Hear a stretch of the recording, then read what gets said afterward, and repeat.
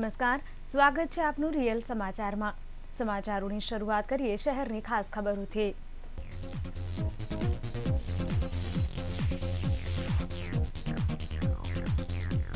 શહેરમાં સવારે 3 કલાકમાં 5 ઇંચ વરસાદથી જળબંબાકાર, 28 જગ્યાએ ઝાડ પડ્યા।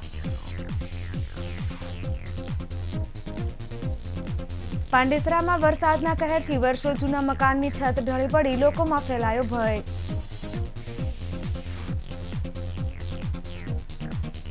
રાંદેરની ડીપીએસ શાળાના કર્મીઓને માસ પગાર ન મળતા સંચાલક વિરુદ્ધમાં અપાયું કમિશનરને આવેદન। પૂર્ણામાં કેશ કલેક્ટરને આંતરી લૂંટારુઓ દ્વારા રોકડા 2.5 લાખની લૂંટ।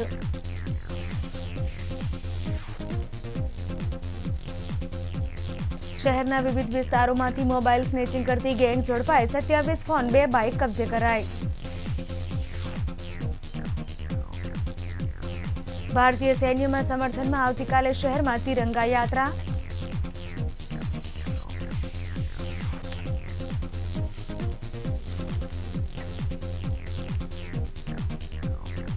સમાચારો વિગતે જોઈએ।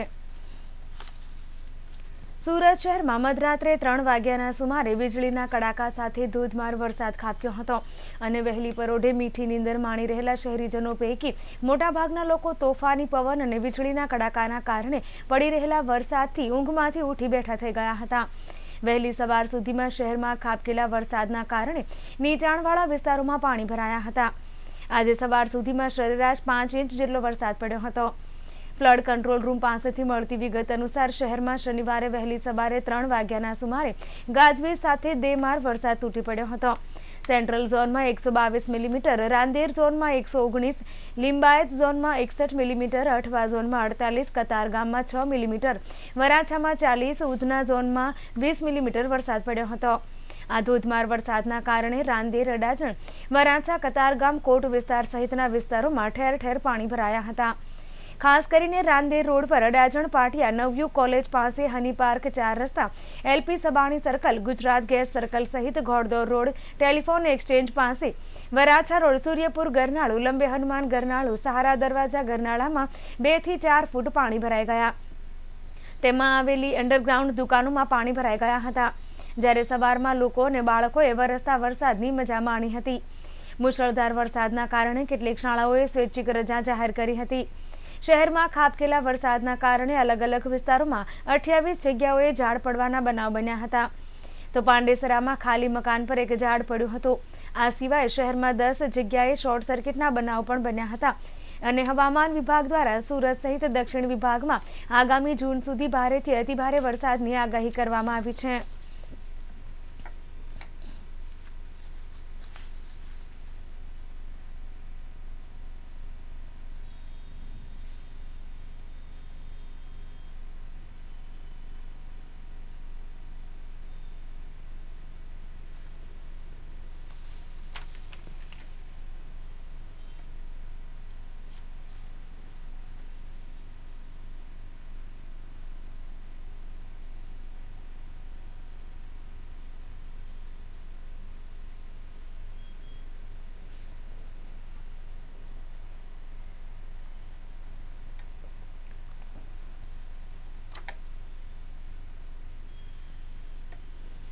શહેરમાં શુક્રવારે મોડી રાત્રિથી ભારે વરસાદ વરસ્યો હતો, ત્યારે શનિવારે સવારના સમયે ધીમી ધારે વરસતા વરસાદમાં પાંડેસરામાં આવેલા ગુજરાત હાઉસિંગ બોર્ડમાં મકાનની છત ધડાકાભેર તૂટી પડી હતી, જેથી અન્ય રહેવાસીઓમાં ભયના ઓથાર નીચે જીવી રહ્યા છે।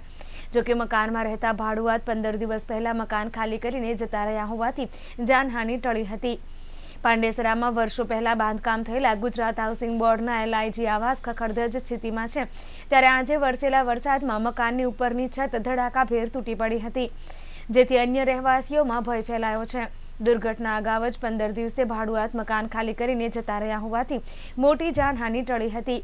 પાલિકા દ્વારા અગાઉ રીડેવલપમેન્ટની નોટિસ ફટકારવામાં આવી હોવા છતાં કોઈ કામગીરી ન થઈ હોવાથી આ દુર્ઘટના થઈ હોવાનું માનવામાં આવી રહ્યું છે।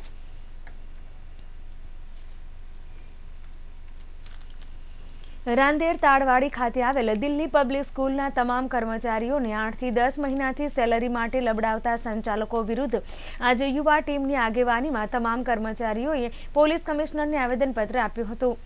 રાંદેર તાડવાડી નજીક દિલ્હી પબ્લિક સ્કૂલ આવેલી છે. આ સ્કૂલના સંચાલક વિજયભાઈ પવાર દ્વારા છેલ્લા 8 થી 10 માસની સેલરી શાળાના કર્મચારીઓને ચૂકવાઈ નથી. આમાં માત્ર શિક્ષકો જ નથી, ત્યાંના કામ કરતા તમામ લોકોનો સમાવેશ થાય છે.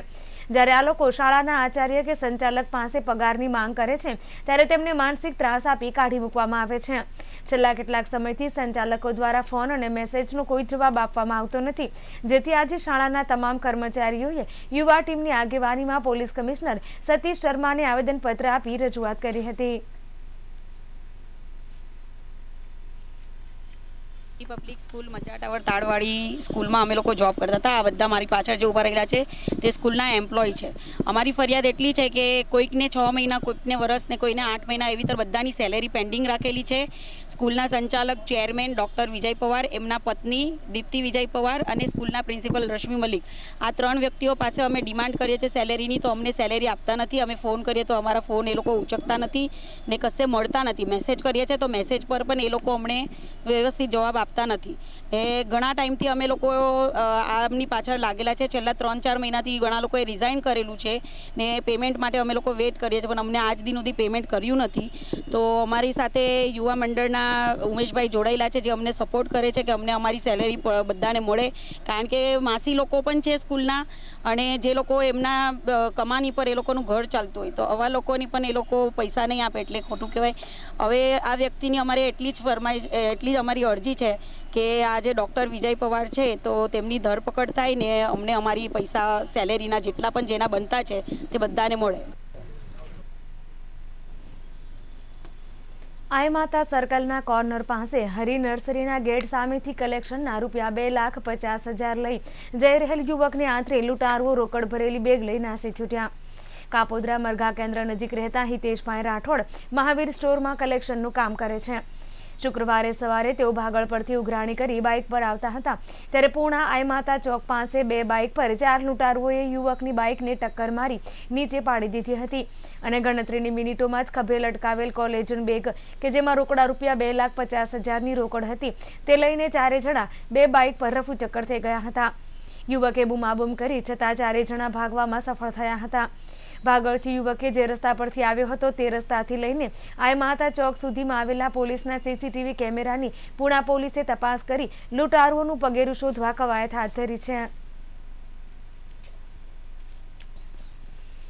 શહેરમાં મોબાઈલ સ્નેચરોનો ત્રાસ છે, તેવા સંજોગોમાં ક્રાઇમ બ્રાન્ચની ટીમે એક ટોળકીને પકડી લઈ 27 મોબાઈલ અને 2 બાઇક કબજે કર્યા છે. ટોળકીમાંથી 2 કિશોર વયના છે, જેનો ગુનાખોરીમાં ઉપયોગ થયો હતો. નાનપુરા મકાઈપુલ સર્કલ પાસેથી પોલીસની ટીમે પેટ્રોલિંગ વખતે ગૌતમ ઉર્ફે સાગર પુરુષોત્તમ પાટીલ, દીપક માનસિંહ બોરડે અને અન્ય 2 કિશોરોને પકડી પાડ્યા હતા. આ ટોળકી છેલ્લા 1.5 મહિનાથી સક્રિય હતી. 1.5 મહિનામાં 27 મોબાઈલ ઝૂંટવી લીધા હતા. 4 જણની આ ટોળકીએ city light, Althan, VIP road, Bhatar, socio circle, LB turning point, ring road, Piplod, Chikuwadi road, Pandesara વિસ્તારમાંથી 27 મોબાઈલ ઝૂંટવી લીધા હતા. પોલીસે રૂપિયા 2,70,000ના 27 મોબાઈલ કબજે કર્યા છે, સાથે 2 બાઇક કબજે કરી છે. આ કુલ રૂપિયા 2,97,000નો મુદ્દામાલ પોલીસે કબજે કર્યો હતો અને વધુ તપાસ હાથ ધરી છે.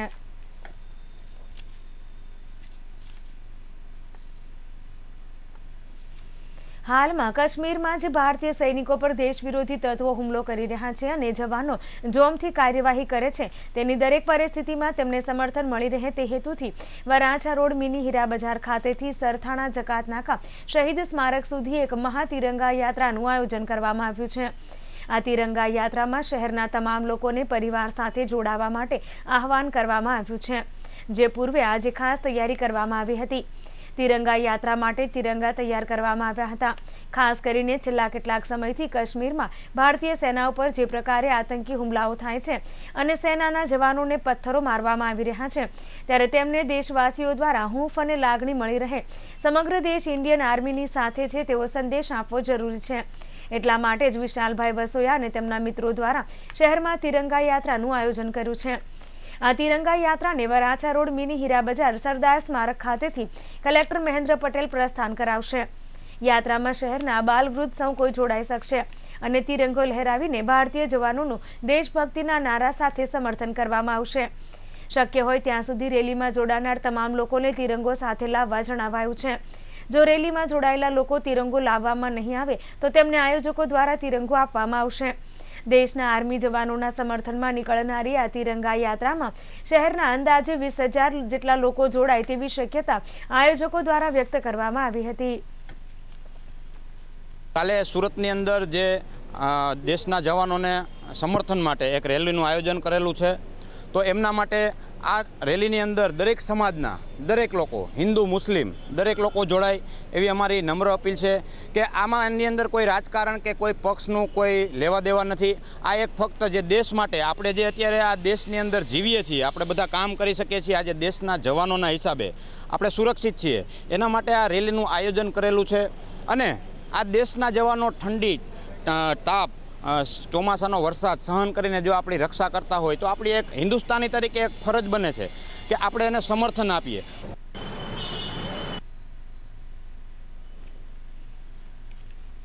શહેરમાં વધી રહેલી ગુનાખોરી સામે પોલીસે પેટ્રોલિંગ વધારતા 5 મોબાઈલ સ્નેચરોને ઝડપી લીધા હતા.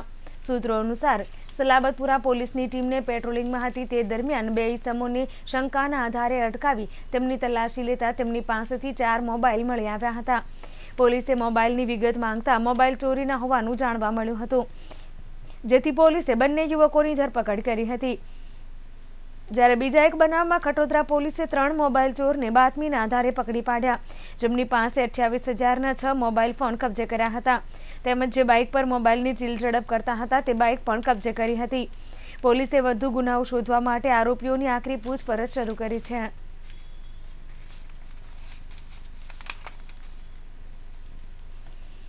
વરાછા સીતાનગર ચોક પાસે રહેતા હરેશ ગોરધનભાઈ પટેલે પોતાની માલિકીના મકાનમાં ઉપરના છાપરાવાળા રૂમ ભાડે આપી હતી, જ્યાં મજૂરી કામ કરતો પરિવાર રહે છે. આ પરિવારની 7 વર્ષની માસૂમ ધાબા ઉપર રમતી હતી ત્યારે હરેશ પટેલ ત્યાં પહોંચી ગયો હતો અને માસૂમ સાથે શારીરિક અડપલા કરતા માસૂમને છૂટવાનો પ્રયાસ કરતા હરેશ પટેલે તમાચો મારી દીધો હતો અને બાળકીને ચૂપ કરાવી દીધી હતી. બાદમાં કોઈને કહેશે તો વધુ મારીશ તેમ કહી ચાલ્યો ગયો હતો. માસૂમે તેના પરિવારને વાત કરતા મામલો પોલીસ સ્ટેશને પહોંચ્યો હતો.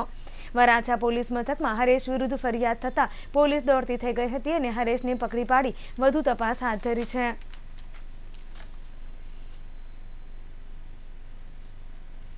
કાપોદ્રા મહેશ્વરી ચેમ્બર્સમાં આવેલી લેબોરેટરીમાં 4 લોકોએ હાથફેરો કરી રોકડા ₹90,000ની ચોરી કરી ગયા હોવાનો બનાવ પ્રકાશમાં આવ્યો છે. સૂત્રો અનુસાર વેસુર સોમેશ્વર રોડ પર વાત્સલ્ય બંગલોઝમાં રહેતા અને મૂળ અમદાવાદના ધંધુકા તાલુકાના આકરુ ગામના વતની માલાબેન પ્રફુલભાઈ પટેલ વ્યવસાય ડોક્ટર છે અને કાપોદ્રા મહેશ્વરી ચેમ્બર્સના બીજા માળે સાઈ લેબોરેટરી ચલાવે છે. રવિવારે રાત્રિ દરમિયાન કોઈક ચોર શખ્સોએ તેમના લેબના દરવાજાનો નકુચો તોડી લેબમાં પ્રવેશી લેબની મશીનના લોન પેટે ભરવા માટે રખાયેલા રોકડા ₹90,000 ચોરી કરી નાસી ગયા હતા, જેની જાણ કાપોદ્રા પોલીસને કરતા પોલીસે ચોરીનો ગુનો નોંધી આરોપીઓને શોધવા સીસીટીવી ફૂટેજ જોઈને ચોર ઇસમોને ઝડપી લેવા કવાયત હાથ ધરી છે.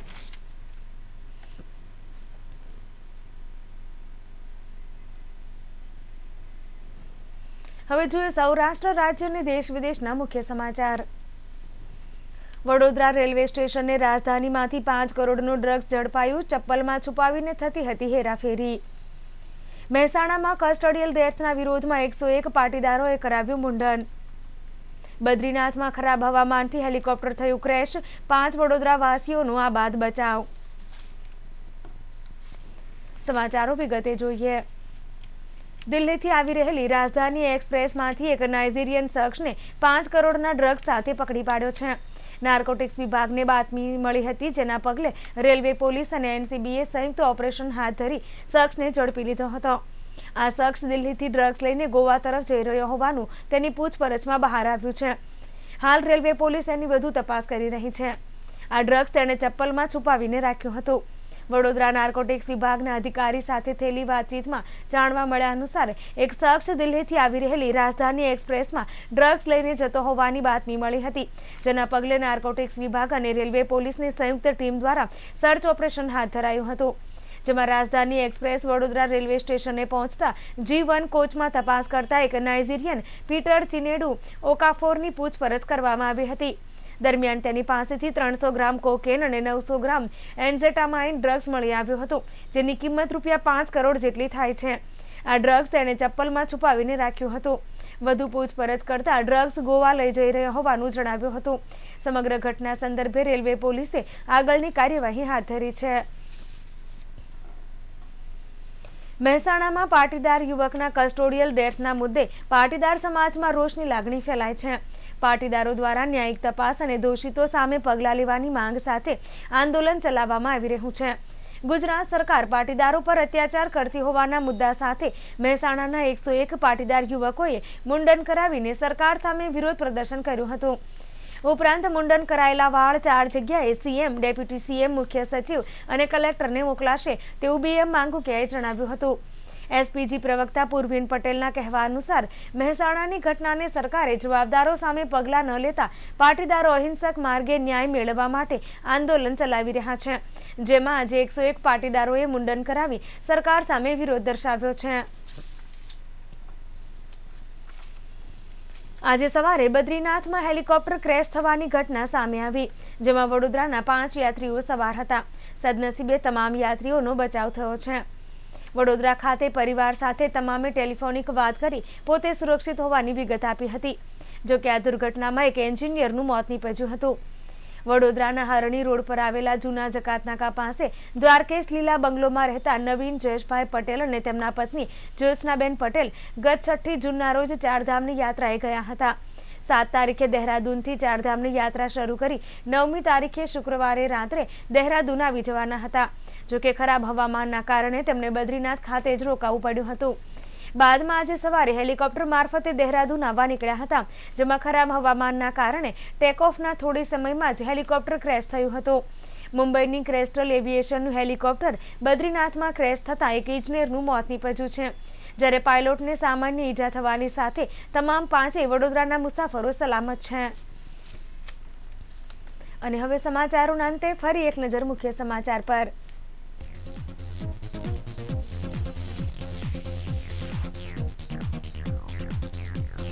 શહેરમાં સવારે 3 કલાકમાં 5 ઇંચ વરસાદથી જળબંબાકાર, 28 જગ્યાઓએ ઝાડ પડ્યા. પાંડેસરામાં વરસાદના કહેરથી વર્ષો જૂના મકાનની છત ઢળી પડી, લોકોમાં ભય ફેલાયો.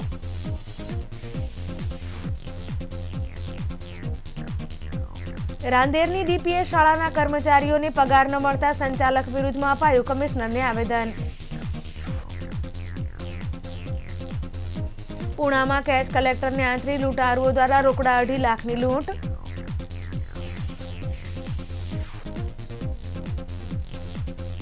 શહેરના વિવિધ વિસ્તારોમાંથી મોબાઈલ સ્નેચિંગ કરતી ગેંગ ઝડપાઈ, 27 ફોન અને 2 બાઇક કબજે કરાઈ. ભારતીય સૈન્યમાં સમર્થનમાં આવતીકાલે શહેરમાંથી નીકળશે તિરંગા યાત્રા.